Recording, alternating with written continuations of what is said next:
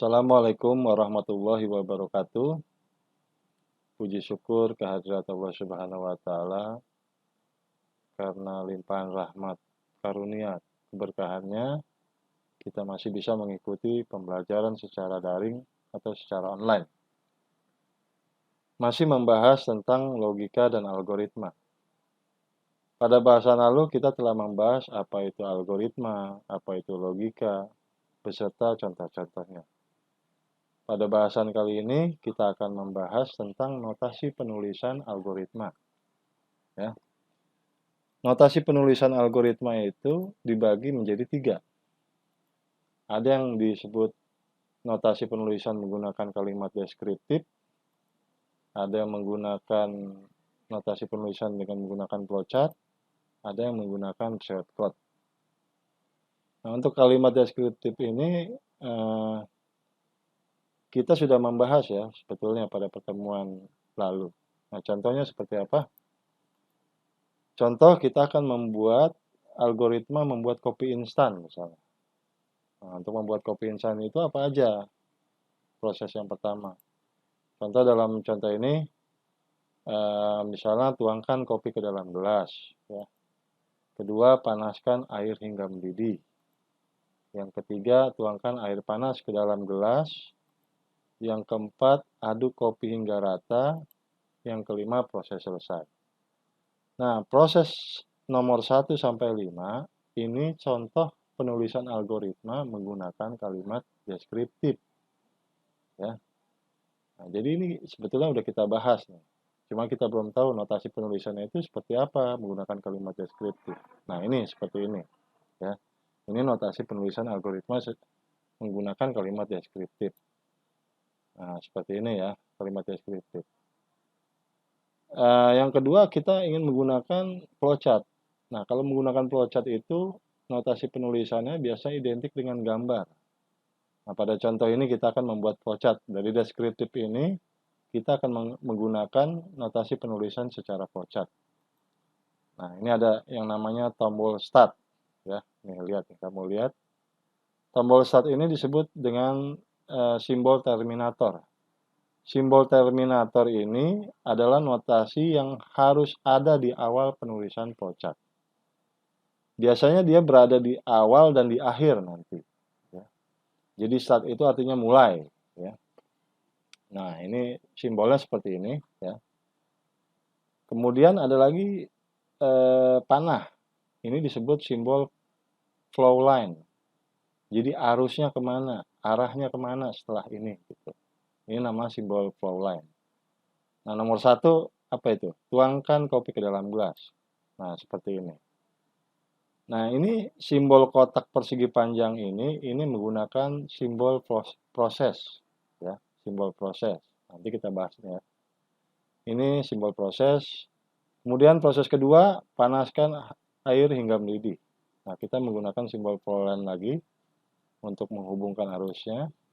Nah, ini masih menggunakan simbol proses nih, kotak persegi panjang. Panaskan air hingga mendidih.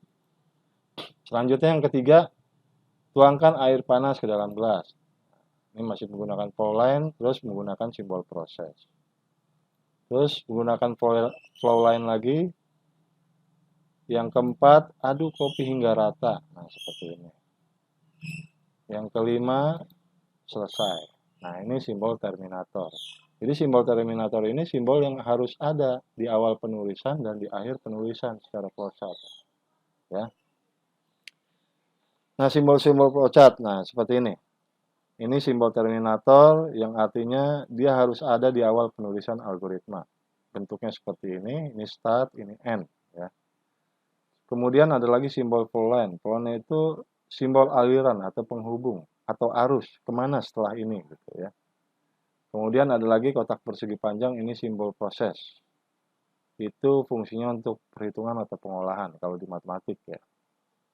Nah, kemudian kalimat deskriptif apa sih yang bisa dimasukkan ke dalam simbol proses ini? Nah, contohnya seperti ini nih. Panaskan air hingga mendidih. Nah, kalau panaskan kan itu berproses namanya. Nah, maka kita menggunakan simbol proses ini. Ya, seperti ini. Atau ada kalimat deskriptif deskriptif yang menggunakan aduk kopi hingga rata. Nah, ini simbol proses juga nih. Ya. Beli kopi saset. Nah, ini simbol proses gunakannya. Minum dari gelas. Ini simbol proses juga. Ya. Karena proses dia. Minum itu kan berproses. Ambil teko berisi air. Nah, ambil. Itu proses. Ya. Jadi kalimat deskriptif yang menggunakan simbol proses contohnya seperti ini. Nah, kemudian ada lagi simbol flowchart, yaitu namanya simbol input-output. Bentuknya seperti jajaran genjang nih, seperti ini. Dia fungsinya untuk pembacaan data, penulisan, atau tampilan gitu. Jadi input itu masukan atau output itu keluaran. Simbolnya seperti ini. Nah, kalimat deskriptif apa yang bisa masuk dalam simbol input-output ini? Nah, contohnya masukkan kopi ke dalam gelas. Kalau masukkan itu kan berarti kan input, ya, masuk berarti gitu. Nah, maka menggunakan simbol input output seperti ini. Atau yang kedua, masukkan nilai siswa. Nah, berarti kan input gitu. Atau masukan gitu. Nah, maka menggunakan simbol input output ini. Atau tampilkan nilai siswa. Tampilkan berarti itu keluar, output gitu. Nah, maka menggunakan simbol ini.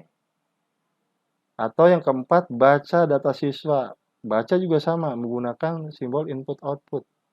Baca gitu ya. Kemudian tulis biodata diri. Nah, tulis. Itu sama, menggunakan simbol input output. Jadi input masukan, keluaran, baca, tulis itu menggunakan simbol input output. Ya. Semoga kalian paham nih. Nah, kemudian ada simbol flowchart yang lain lagi adalah namanya decision. Simbolnya seperti ini, belah ketupat. Nah, simbol decision ini berisi dua kondisi atau berisi dua nilai, yaitu benar tidak atau benar salah ya tidak gitu. Benar salah ya tidak. Contohnya bagaimana dalam aplikasi flowchart? Contohnya seperti ini. Jika saya lulus, pergi ke Bali. Ya, jika saya lulus. Nah, yang perlu kamu perhatikan, jika ada kalimat deskriptif algoritma yang menggunakan kata-kata jika, itu pasti menggunakan simbol decision.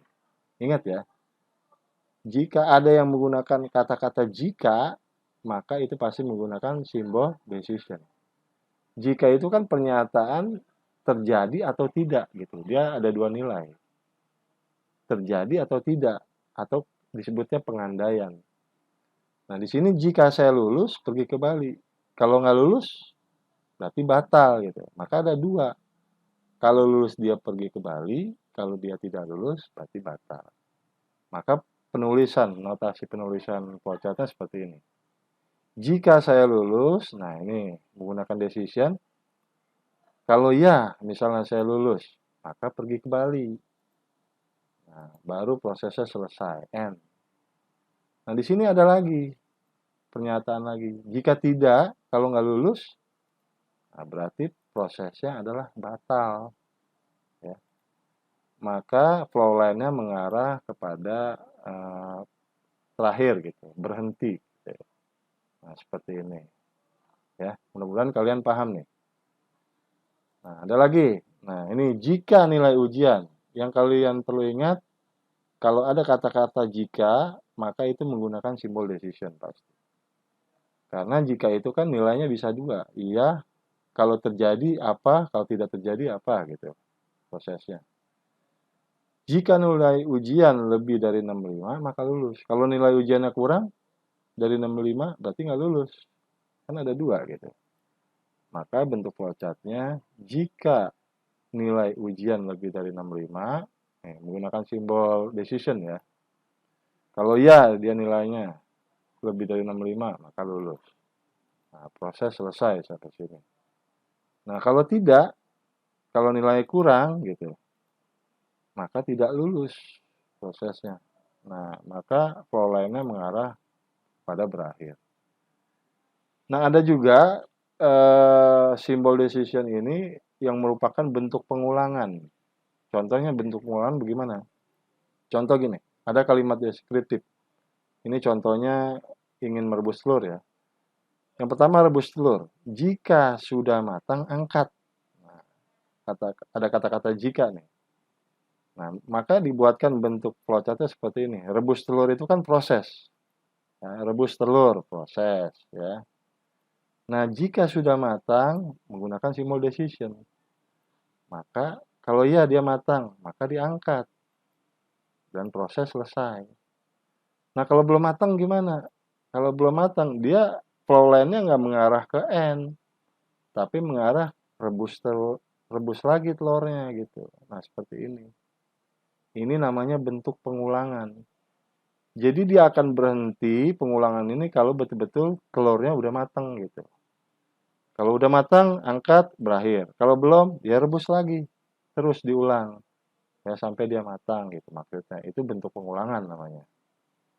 Nah, contoh bentuk pengulangan kedua, misalnya kerjakan ujian. Jika selesai, kumpulkan. Nah, kalau belum selesai, berarti kerjakan lagi ujiannya gitu. Nah, maka dibuatkan bentuk flowchart seperti ini. Kerjakan ujian itu simbol proses. Kemudian berikutnya, jika sudah selesai decision, maka kalau sudah selesai ya misalnya kumpulkan. Prosesnya selesai. Kalau belum selesai, dia nggak mengarah ke sini. Kerjakan lagi ujiannya. Gitu. Sampai dia betul-betul selesai. Nah, ini namanya bentuk pengulangan. Nah, ada lagi, misalnya kita ada contoh nih, buat algoritma memasak air. Nah, kita gunakan kalimat deskriptif dulu nih. Masak air gimana? Yang pertama tahapannya apa aja? Misalnya, masukkan air ke dalam panci. Nah, masukkan air ke dalam panci. Yang kedua, nyalakan kompor. Yang ketiga, masak air hingga mendidih misalnya. Yang keempat, jika. Nah, ingat ini kata-kata jika nih. Jika air sudah mendidih, matikan kompor. Yang kelima, proses selesai. Nah, ini secara deskriptif ya. Nah, kalau kita buatkan flowchart-nya seperti ini. Dia harus ada tombol dulu, start. Ini tombol yang harus ada, simbol yang harus ada di awal penulisan flowchart. Dan nanti di akhir. Ya. Kemudian proses berikutnya, masukkan air. Nah, masukkan air ini kan input. Nah, ini menggunakan simbol ini, input-output. Ya. Kemudian yang kedua, nyalakan kompor. Nah, ini simbol proses nih. Ya. Yang ketiga, masak air hingga mendidih. Ini simbol proses juga. Nah, yang keempat, jika air. Nah, maka ini menggunakan decision. Jika air sudah mendidih, ya. Kalau iya air sudah mendidih, misalnya matikan kompor, maka proses selesai. Nah, kalau belum bagaimana nih? Ya, kalau belum, maka panahnya nggak mengarah ke end, tapi masak lagi air hingga mendidih. Nah, maka algoritma ini dia menggunakan bentuk pengulangan. Ya mungkin untuk penjelasan notasi penulisan algoritma cukup sampai di sini. Semoga kalian paham dan mengerti. Kurang lebihnya mohon maaf. Assalamualaikum warahmatullahi wabarakatuh.